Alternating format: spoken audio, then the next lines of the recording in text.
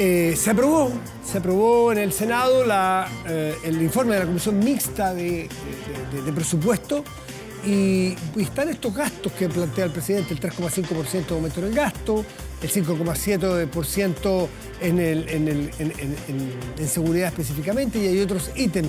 De estos y otros temas, naturalmente, de la contingencia, vamos a conversar con el senador del Partido Socialista, integrante de la Comisión de Hacienda, José Miguel Insulza. Senador Insulza, muy buenas noches, gracias por recibirnos. Muy buenas noches, don Matías, ¿cómo está usted? Qué gusto de saludarlo. Igualmente, quiero partir por lo último que se ha señalado yo en la apertura.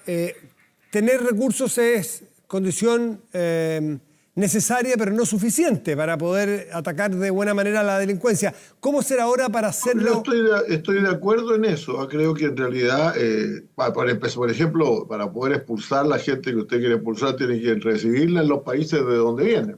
Lo que pasa es que, claro, si vienen de Argentina, de Perú o de Bolivia, es muy simple, se les pone en la frontera. Pero si ya vienen de más lejos, se plantea el problema de que el país los quiera recibir, ¿no? Y la verdad es que estamos viendo una situación bastante reticente, por así decirlo, del país más, de donde han venido más extranjeros. Hoy día, históricamente en Chile, la mayoría de los extranjeros eran peruanos. Ahora se han agregado fundamentalmente los venezolanos en una cifra mucho mayor. Y naturalmente, si Venezuela no recibe la persona que Chile expulsa, ese es un problema que ciertamente todavía tenemos que resolver. Usted, que es senador por la zona, por Arica, por el norte, la frontera norte de nuestro país, ¿le hace cuestión o ha analizado hasta qué punto vale la pena, dada la situación que tenemos, gastar recursos, energía, logística, tiempo, discusión política en las expulsiones administrativas versus las expulsiones judiciales, que son personas que han cometido delito? Porque han planteado muchas personas replantearse la necesidad de no dar prioridad a uno versus otro. Yo entiendo que cuando se habla de gente que ha venido a delinquir, como lo dijo el presidente, es porque hay gente que forma parte de bandas, de pandillas, etcétera, pero no han sido acusados de ningún delito de sangre. Si ha sido acusado de un delito de sangre, a mi juicio lo normal debería ser que sean procesados y metidos a la cárcel en Chile como cualquier otro delincuente.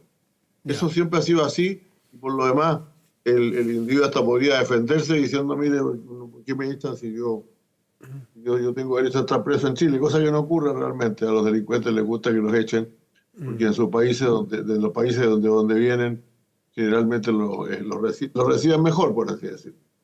Pero yo creo que efectivamente no hay que confundir aquí con la expulsión de aquel que inclusive legalmente, que no tiene documentos, etcétera, que ha militado en muchos sentidos, ataque a personas, andar armado por la calle, cosas por el estilo. Todo eso sí hay que echarlo.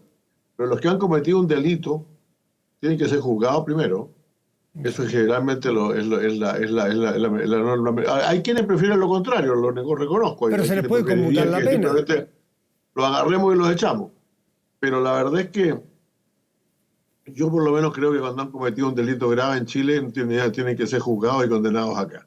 Y ahí está el problema siempre de su encarcelamiento, Matías, porque es un tema bien curioso. Algunos de estos criminales cometieron muchos delitos en su país, pero no tienen prontuario, no tenemos los certificados antecedentes. Entonces hay que tener cuidado que no vayan a la cárcel como primerizos, ¿no?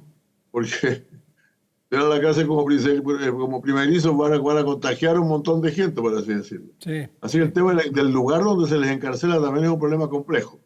Por eso yo en general yo tengo alguna cierta predisposición a que sí los expulsen, pero cuando se trate de delitos muy graves, no, tienen que ser juzgados en Chile. Sí. Y respecto de las personas que son expulsadas, y como sabemos, como usted acaba de mencionar, no es fácil conseguir que los países de origen reciban a estas personas, o no siempre es así. Estos centros de transferencia, que es un eufemismo, porque es una suerte de cárcel abierta, que pueden circular dentro de un lugar cerrado, pueden estar con su familia eventualmente, porque no están privados de libertad técnicamente. ¿A usted qué le parece? ¿Le parece que es posible una democracia? Yo soy partidario de eso.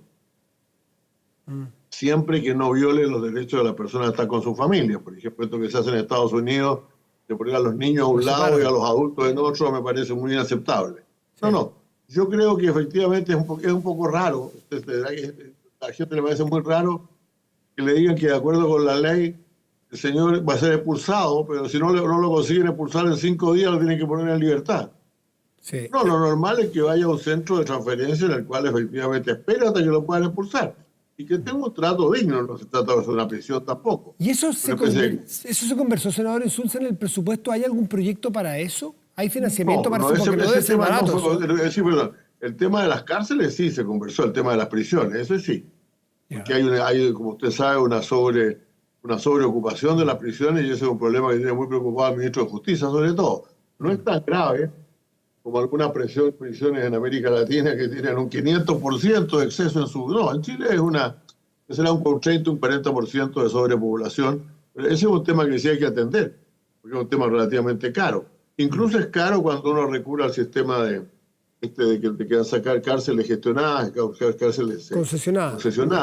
Tampoco es desde el punto de vista económico muy simple de resolver. Sí. Vamos a otros asuntos que hayan sido más peliagudos, más complejos en la tramitación del presupuesto, sí, porque hay muchas otras áreas muy relevantes, ¿no es cierto? Una cosa yo quisiera decir al de cosas de seguridad. Sí. Piense usted que el año pasado el gasto en seguridad fue bastante alto. Si usted lo mide en el presupuesto de seguridad, usted recordará que el gobierno hizo un aumento ahí, etcétera.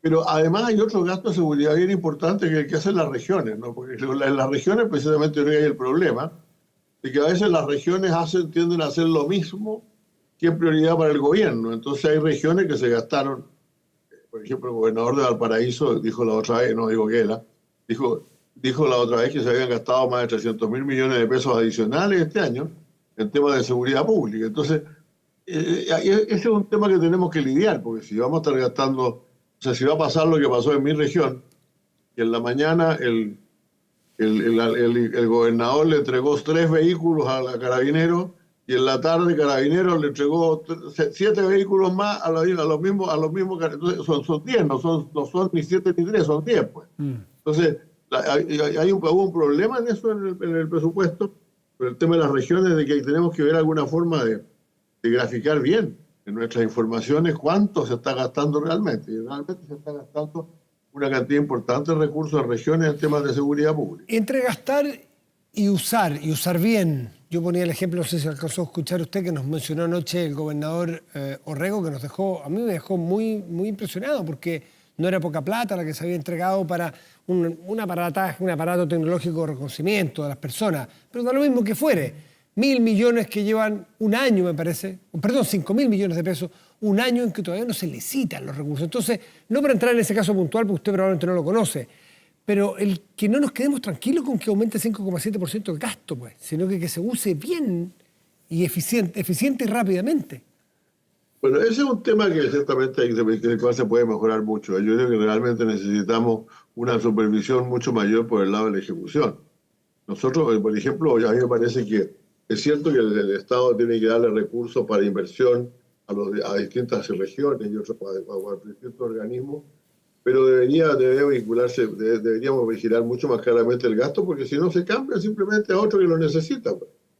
Si de pronto usted encuentra regiones que se han gastado el 20% de su presupuesto y otras se han gastado el 80%, bueno, en algún tiempo se hacía un cambio, se transformaba. Fíjese usted que en mi región, por ejemplo, el año que yo fui elegido realmente, había mucha necesidad de un angiógrafo, una forma de examen a las personas con enfermedades cardíacas. Y eso se financió por el gobierno regional, pero el gobierno regional recibió plata de la Subsecretaría de Desarrollo Regional, recibió recursos que otro gobierno regional no se había gastado. Y a mí me parece que eso debería ser legítimo, que no tenemos por qué esperar hasta el final del año para traspasar los recursos, porque después viene el famoso tema de las transferencias. Tal cual. Y se gasta rapidito y no en mucha calidad. Porque en la legislación está establecido que si yo le traspaso los fondos y usted los recibe, ya se dan por gastados.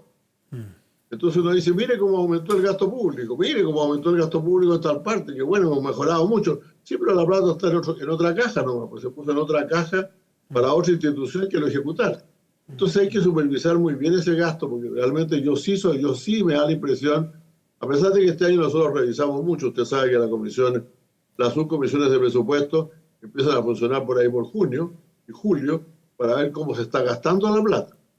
Y esta vez había casos había claramente progreso, pero todavía tenemos mucho que avanzar en materia de ejecución. Estamos a estamos a pocos días, estamos a pocos días, 2 semanas, un poco más del plebiscito del 17.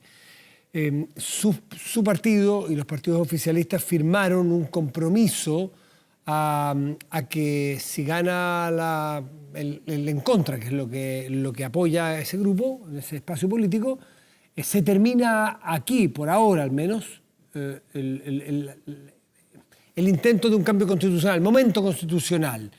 ¿Cómo lee usted esa manifestación y qué cree usted que debiera pasar en el evento de que gane el en contra? Si gana a favor es claro, ¿no es cierto? Empieza a regir una nueva constitución, pero en el en contra hay una situación abierta allí. ¿Cómo la lee usted con la experiencia que tiene? Yo por lo menos lo dije el primer día, y esto francamente, yo voy a decir, el primer día cuando se acordó hacer una nueva constitución y me preguntaron si era la última, y decir, no puede, después no, no puede haber otra, no puede haber otra.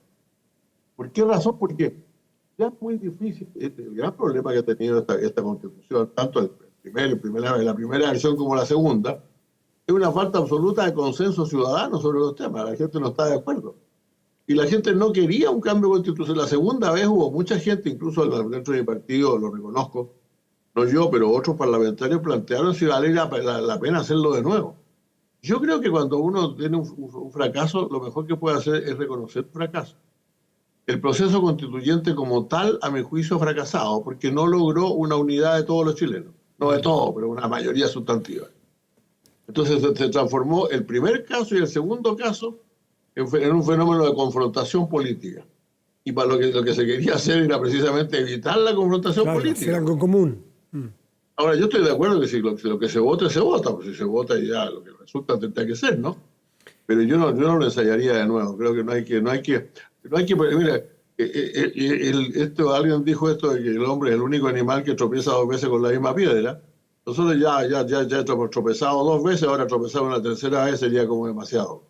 Ya, pero también usted que tiene harto carrete en esto, no sería raro que no todos, pero algunos, si ganan en contra, en la noche del 17, alguien diga, estamos contentos, los que están en contra, estamos contentos, ganamos, pero no nos podemos quedar tranquilos porque la constitución que tenemos es una constitución nacida en dictadura, porque el origen no va a cambiar jamás. Puede ser buena, les puede gustar más, menos. Entonces, va a haber un porcentaje que se va y a lo mejor en el tiempo empieza la semana, al mes, al año, decir, ya, ¿por qué no? Fíjese que nos sigue molestando esta constitución neoliberal. Entonces, ¿se va a quedar tranquilo?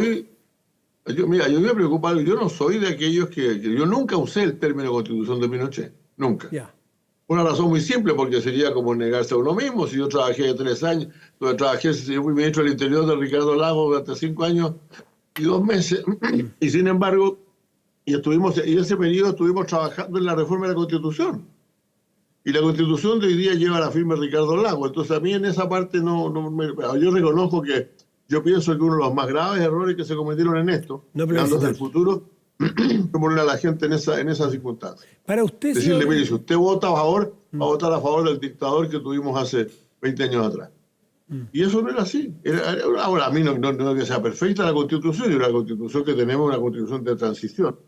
Tiene fenómenos, tiene todavía aspectos autoritarios importantes, las Fuerzas Armadas no deberían estar en la Constitución, no se hacen cosas más, pero la verdad es que hemos sobrevivido, por así decirlo, con esta Constitución, pues. Y no le ha ido mal a este país con esta Constitución. Entonces yo creo que volver a insistir en que sea una especie de urgencia ciudadana por tener una Constitución, si la gente está demostrando en la encuesta que no tiene ninguna urgencia en esa materia. Usted que no rehuye la respuesta, usted si le pusiera un plebiscito con 3 opciones, técnicamente, además de abogado, técnica, no políticamente, ¿cuál es mejor, la vigente, la de la convención o la que nos proponen el 17 de diciembre? Pero yo creo francamente que es mejor la que tenemos que la que se hizo, desde luego la que se hizo en la primera intento y también la que se hizo en la segunda. Al decir desde luego dice incluso que fue más mala a su juicio la de la convención que esta. Es que la Constitución es que pasa que mira la Constitución. ¿Y usted votó a favor? ¿Y usted votó a prueba? No, yo voté a favor y lo lamento, francamente. Lo lamento sinceramente. Yo hago cotidianamente mi autocrítica, creo que no tenía, esa constitución era realmente un desastre. Y creo que la actual simplemente refleja una visión conservadora de la sociedad que tampoco interpreta a todos los chilenos. Yo haría una constitución mucho más corta, una constitución en que se diga cuáles son los principios fundamentales de la constitución chilena o del Estado de Chile, cuál es la forma de organizar el Estado de Chile y cuáles son los derechos fundamentales de los ciudadanos y nada más, lo demás se lo dejaría a la ley. José Miguel Insulza, senador socialista, muchísimas gracias como siempre por conversar con nosotros. Que esté muy bien. Muchas gracias, don Matías. Muy buenas noches. Gracias. Muy buenas